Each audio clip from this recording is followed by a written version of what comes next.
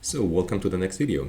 We stopped here when we looked at our questionnaire, and what happened next, what you will not see in this video, we developed a questionnaire in Qualtrics where people had to do some things. First of all, they had to write about the situation, how they felt at a certain stage, and we asked some people to describe situation when they felt angry, some people to describe situation where they felt afraid, and 1/3 of people had to write about their routine task, about how they usually structure the day, when they come to work, when they wake up, what kind of transportation they use, and so on. When you're working with Qualtrics allows you to download data in different forms, and you can download the data CSV format, comma separated value, as an Excel sheet, and as the SPSS SAV file.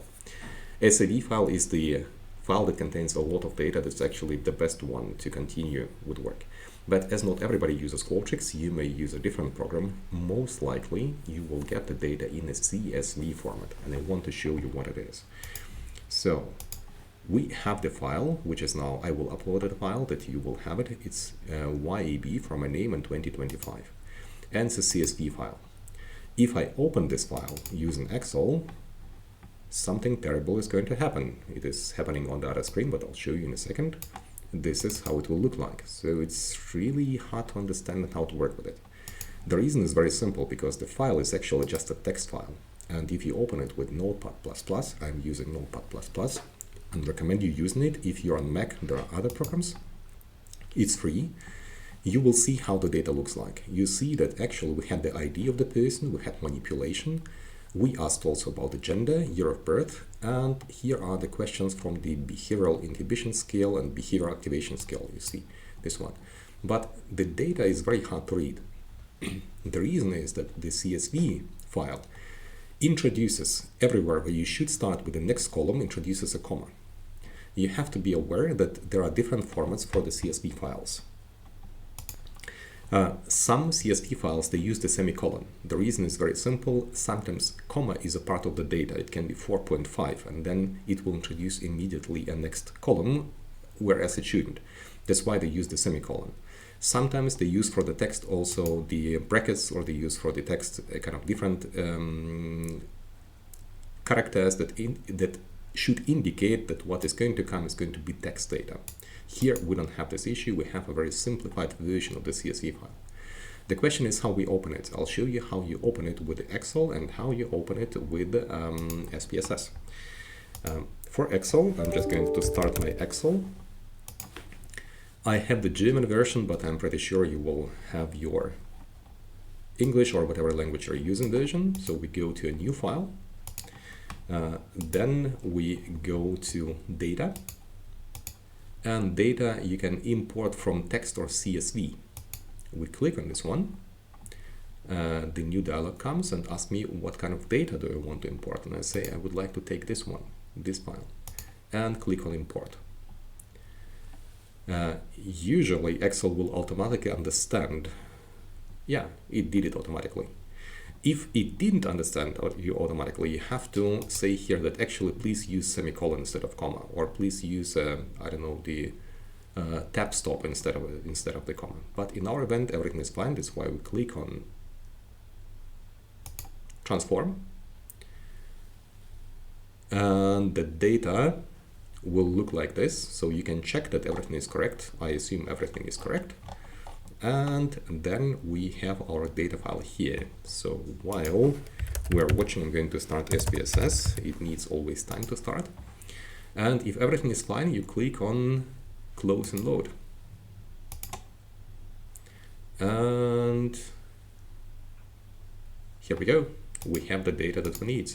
We have here people. We have the first variable, which is ID. Then we have manipulation. Then we have the gender, which is male or female. We have the year of birth, and we have the answers on the behavioral inhibition, behavioral activation scale. And it was a Likert scale with 4 points. I usually dislike 4-point scale. I like 7-point scale, but we have what we have. And here we know that 4 was actually, let's see what was 4. And 4 was very false to me, and 1 was very true to me. So we know exactly how the data was coded. Look at the following. In the Excel sheet, you don't have this data. What is actually 3, what is actually 4. In the CSV file, you don't have this data. They're very simplified. In the SPSS file that you download from your system, I assume Qualtrics or maybe Line Survey, most likely you will also have information about what is actual tree. They will also introduce labels, but I will show it in the next video, or maybe in this video a bit later. And the data is fine, and theoretically we can continue with data, we can continue with cleaning the data and go into the next step. SPSS, I think it has already started. Let's see where I have SPSS somewhere here. And no, it hasn't started, so I'll try one more time. SPSS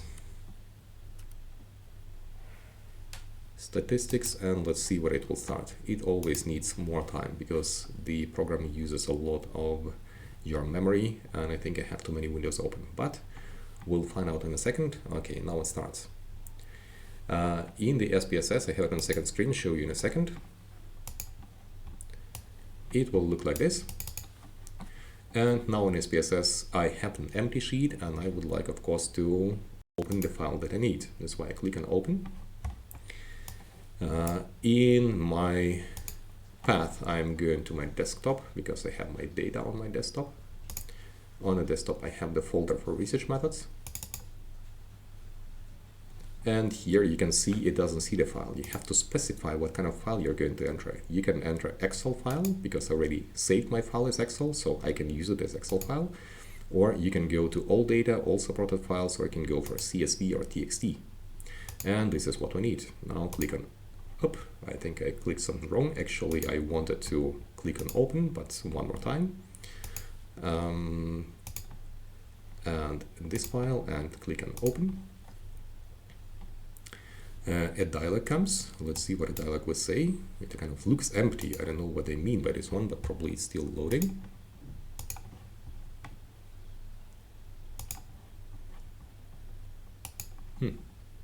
Something doesn't work. I assume I have an issue with SPSS.